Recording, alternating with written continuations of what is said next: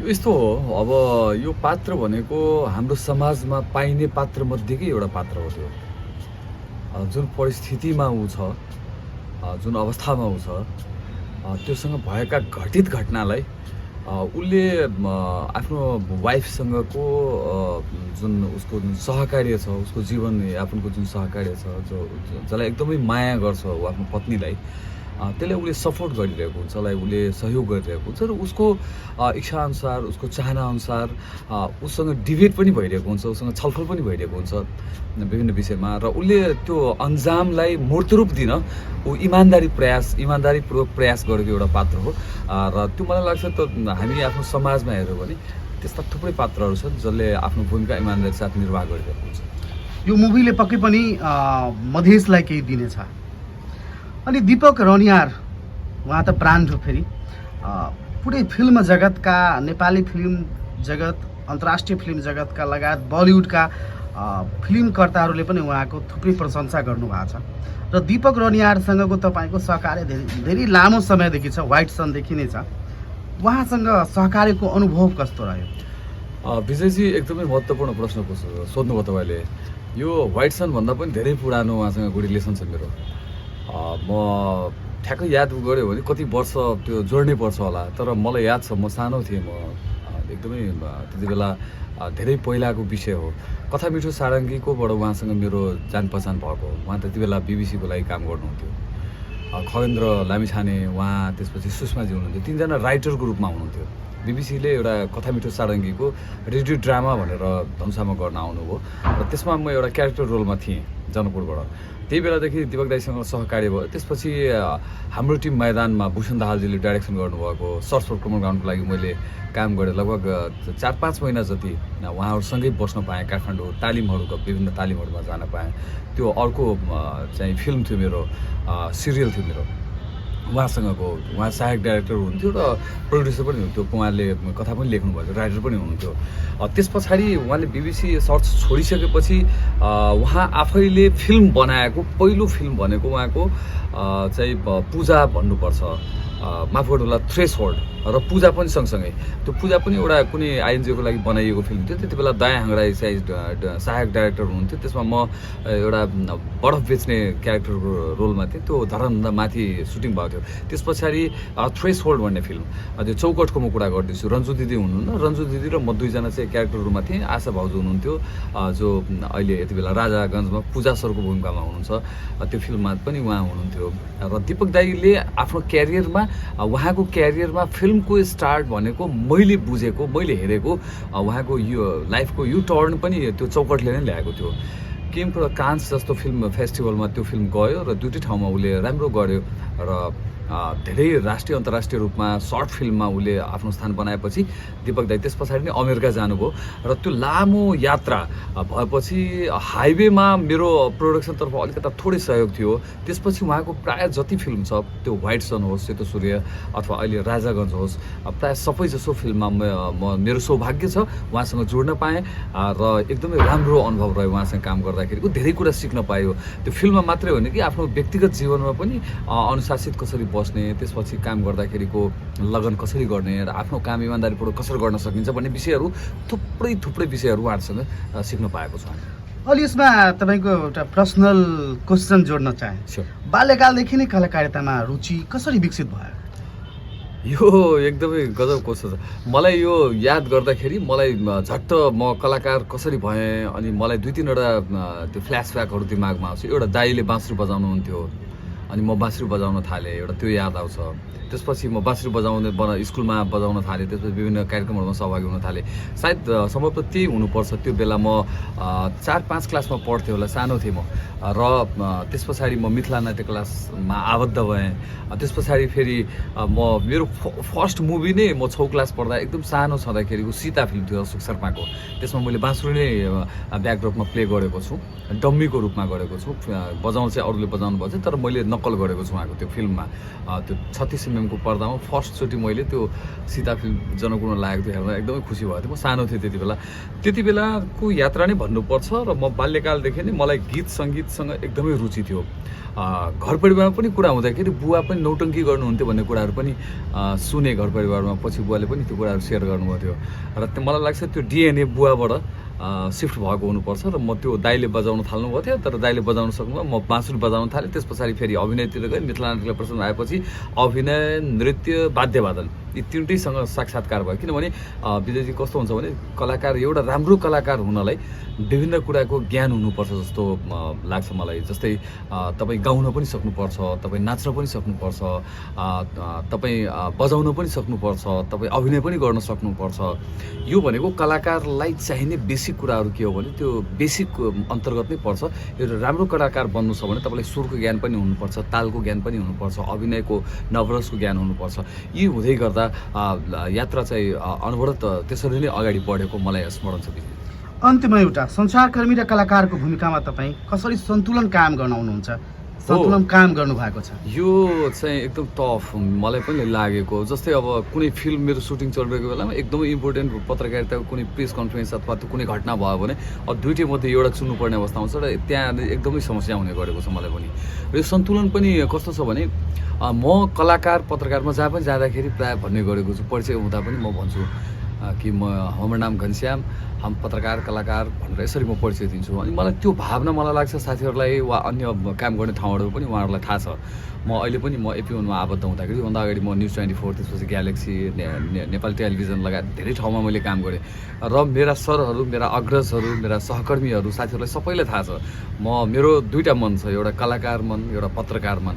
अनि पत्रकार मनलाई आवश्यकता परेको बेला कलाकार मनले सहयोग गरिरहेको हुन्छ, कलाकार मनलाई आवश्यकता परेको बेला पत्रकार मनले सहयोग गरिरहेको हुन्छ र यसरी नै सन्तुलन पनि बनिरहेको छ। आवश्यकता हेरेर अब आवश्यक जरुरी छ, कुनै ठाउँमा जानै पर्ने छ भने म अझ पनि हिचकिचाउँदिनँ। म घरमा 2 बजे राति पनि उठेर म अस्पताल गइरहेको हुन्छु, रिपोर्टिङ गरिरहेको हुन्छु र फिल्मको आवश्यकता अनुसार अब लोकेसनमै जानु पर्यो भने टाइमिङको एकदमै महत्त्वपूर्ण हुन्छ। त्यो बेला पनि सन्तुलन बनाइरहेको हुन्छु र कुनै जरुरी छ भने अब कुनै ठाउँमा यस्तो समाचार पनि हुन्छ कि म सुटिङमा हुन्छु तर तपाईँ जस्तै साथीहरू, अरू साथीहरूले पनि जानुहुन्छ त्यहाँ, उहाँहरूसँग पनि सहयोग लिएर काम चाहिँ निकालिरहेको अवस्था हुन्छ र दुइटै सन्तुलनमै गइरहेको छ। राम्रै छ, इन्जोय गरिरहेको छु, मजा आइरहेको छ। राजागञ्ज फिल्म दर्शकले हेरिदिनुपर्छ, किन? एउटा कारण विजय, राजागञ्ज फिल्म मात्रै होइन, त्यो एउटा जीवन पनि हो। तपाईँलाई अचम्म लाग्ला, एउटा डाइरेक्टर जसले 7-7 वर्ष रिसर्च गर्छ र सासाना स्टोरीहरूलाई जोडेको हुन्छ, जीवन्त स्टोरी भन्नु त्यसलाई, त्यो जीवनसँग गाँसिएका विषयहरू हुन् जो दैनिक दिनचर्यामा हामी भुक्तभोगीका रूपमा चाहे प्रताडनाका विषय हुन् अथवा भेदभावका विषय हुन् अथवा राज्यका विभेदका विषय हुन् अथवा जाति विभेदका विषय हुन् अथवा साम्प्रदायिकता विषयका, यी सबै कुराहरूले जोडेको फिल्म एउटा राजागञ्ज हो। र मलाई लाग्छ नेपाली चलचित्रहरू थुप्रै बनेको छ, राम्रो पनि बनेको छ, नराम्रो पनि बनेको छ। पात्रहरूको चयन अथवा कास्ट गर्दाखेरिको अवस्था नेपालमा कस्तो छ त्यो सबैजनालाई थाहा छ। म खोलेर के भनिउँ त्यो सबैलाई थाहा छ। तर राजागञ्जले एउटा जीवन्त अभिनय देखाएको छ, एउटा जीवनको, एउटा दर्शनको कुरा गरेको छ र सबभन्दा महत्त्वपूर्ण कुरा जुन राज्यसँग उपेक्षित, सधैँभरि उपेक्षित रहेको मधेसका समुदाय, तराईका समुदाय अथवा मिथिलाञ्चलका समुदाय भनौँ, त्यसलाई त्यसको प्रतिनिधित्व गरेको छ त्यो राजागञ्जले। त्यसमा ती चेहराहरू छन्, त्यहाँ त्यसका भावहरू छन्, त्यसका समस्याहरू छन्, समस्याका समाधानहरू पनि छन् र सबभन्दा महत्त्वपूर्ण कुरा राजागञ्जले एउटा विषय उठान गरेको छ जो अहिले राष्ट्रिय अन्तर्राष्ट्रिय रूपमा चर्चाको विषय बनेको छ। ती रङ्गभेदका विषय हुन् अथवा राग विरागका विषय हुन् अथवा भेदभावका विषय हुन्, यी विषय अहिले समाजमा चर्चाको विषय बनेको छ र आए दिन चिया पसलमा तपाईँ जानुहोस्, पान पसलमा तपाईँ जानुहोस्, अन्य थिएटरहरू भइरहेको ठाउँमा जानुहोस्, कला क्षेत्र भएका ठाउँमा जानुहोस्, अन्य पत्रकारहरू भएको ठाउँमा जानुहोस्, सबै ठाउँमा आज सोसियल मिडिया हेरेर खोलेर हेर्नुहोस्, सबै ठाउँमा राजागञ्ज भएको छ र त्यो नै लाग्छ मलाई यो राजागञ्जको महत्त्वपूर्ण पक्ष हो। र मधेसको एउटा ठुलो एउटा दस्तावेजीकरण भनौँ, एउटा डकुमेन्टेसन बनेको छ राजागञ्ज, जो कालान्तरमा गएर आजभन्दा 50 वर्षपछि गएर त्यो राजागञ्जलाई क्लिक गऱ्यो भने त्यति बेलाको 62-63 को मुभमेन्ट कस्तो भएको थियो, त्यो खास गरेर हामी संहितामा जाँदाखेरिको जुन दस्तावेजीकरण आएको थियो, त्यो जुन विरोध थियो मधेसको, त्यो केमा विरोध थियो, ती जीवनहरूलाई ती दर्शनहरूलाई राजागञ्जले राम्रो तरिकाले उठाएको छ। सबैले माया गरिदिनुपर्छ, सबैले हेरिदिनुपर्छ। मेरो पनि सबैजनासँग विनम्रतापूर्वक अनुरोध पनि यही हो। हवस् त, तपाईँले जुन हाम्रो समय उपलब्ध गराउनु भयो त्यसको लागि धेरै धेरै धन्यवाद। धन्यवाद विजय, तपाईँले महत्त्वपूर्ण प्रश्न गरिदिनु भयो र मलाई बोल्ने अवसर दिनुभयो, मलाई ठाउँ दिनुभयो, त्यसको लागि धेरै धेरै धन्यवाद तपाईँले। Thank you so much. सबभन्दा पहिले आरतीजी यहाँलाई धेरै धेरै बधाई फिल्म राजागञ्जको लागि। धन्यवाद। निकै चर्चामा हुनुहुन्छ। तपाईँको रेडियो पत्रकारिताबाट अभिनयको यात्राको सुरुवात कसरी भयो? अभिनयको यात्रा भन्दाखेरि रेडियोमा प्राय म एडहरूमा आफ्नो आवाज दिन्थेँ। अनि रेडियोमा कुनै कुनै प्रोजेक्टको नाटकहरू आउँथ्यो अनि त्यसमा पनि म अभिनयको काम गर्ने गर्थेँ। अनि त्यहीबाट म अलिअलि अभिनयको काम सिकेको छु। तर पनि अडियो रेकर्ड र भिडियोमा आउनु छुट्टा छुट्टै कुरो हो। अडियोमा त एक्सप्रेसन देखाउनु पर्दैन, फेसको भोइसको देखाउँदा हुन्छ। तर यो क्यामेरा र माइक कसरी दुइटैको मेल हुन गयो? एकदमै ठिक भन्नुभएको छ तपाईँले। अडियोमा रेडियोमा नाटक गर्दाखेरि साउन्ड मात्रै जान्छ होइन, तर क्यामेरा फेस गर्दाखेरि सबै एक्सप्रेसन देखाउनुपर्छ, आफ्नो भावना देखाउनुपर्छ। अलिकति मलाई गाह्रो भएको थियो होइन। के अरे सुटिङ गर्दाखेरि हाम्रो डाइरेक्टरज्यूले क्यामेराम्यानले सबैजनाले म क्यामेरासँग डेराइरहेको थिएँ। अनि डाइरेक्टर सरले भन्नुभयो कि क्यामेरा तिमीलाई खाइदिन्छ कि किन डराइरहेको छौ क्यामेरासँग, एकदमै नेचुरल गर। अनि उहाँकै योगदान छ, उहाँले मलाई एकदमै नेचुरल गराउनु भएको छ। उहाँलाई एकदमै धन्यवाद दिन चाहन्छु।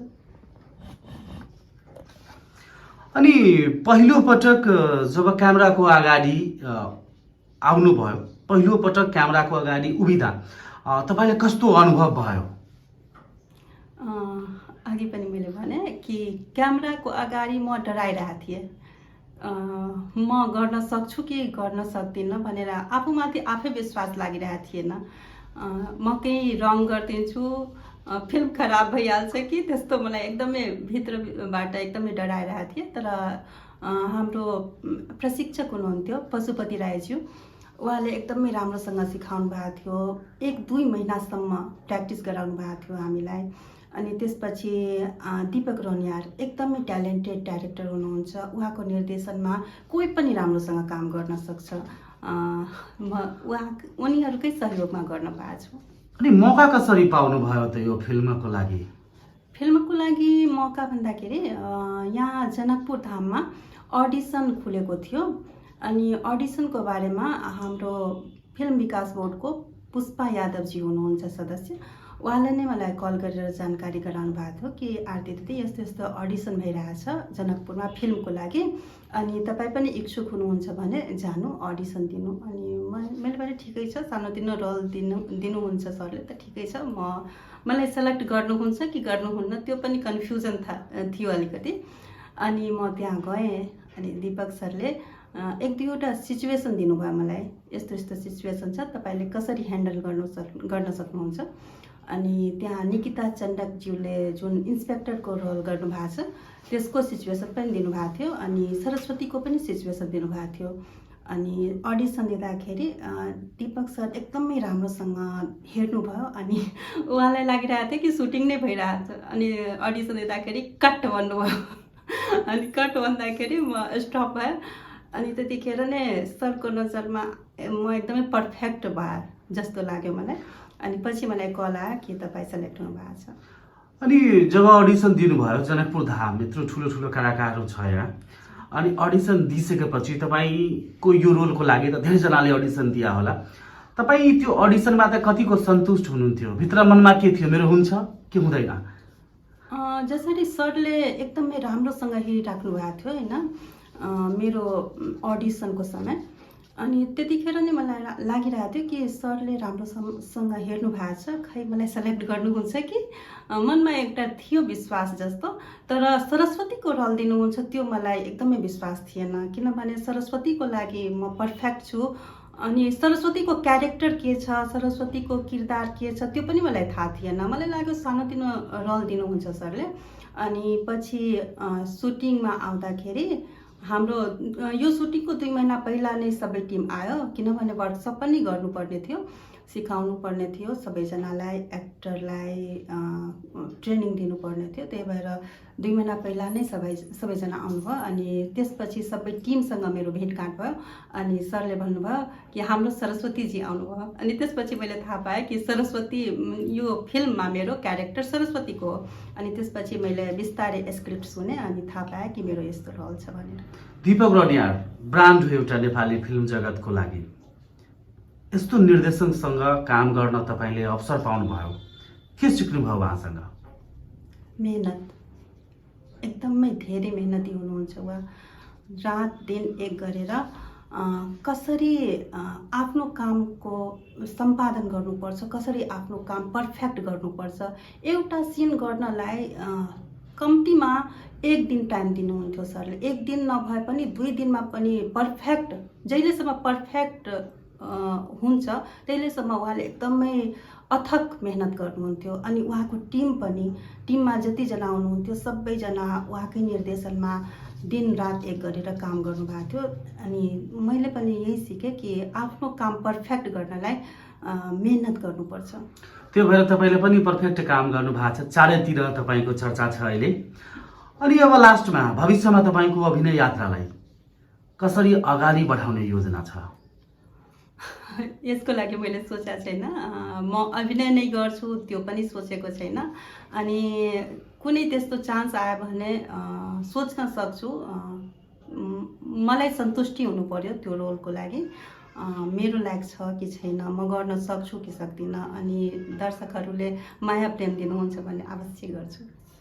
अन्तमा फिल्म राजागञ्जको सन्दर्भमा हेर्न आउनको लागि, हेरिसक्नु भएका दर्शकहरूको लागि के भन्न चाहनुहुन्छ? जतिजना हेर्नु भएको छ सबैजनालाई धन्यवाद दिन्छु। सबैजनाले सरस्वतीको क्यारेक्टरलाई मन पराउनुहुन्छ। सरस्वतीको क्यारेक्टर मन पराउनु भनेको मधेसको समस्या उनीहरूले बुझिराख्नु भएको छ होइन। सरस्वतीको क्यारेक्टर एकदमै जसरी हाम्रो मधेसमा छ नि, मधेसी र पहाडी बिचको एउटा विभेद छ, उनीहरूलाई जुन बुझ्ने प्रयास गरिरहेको छैन पहाडीहरूले।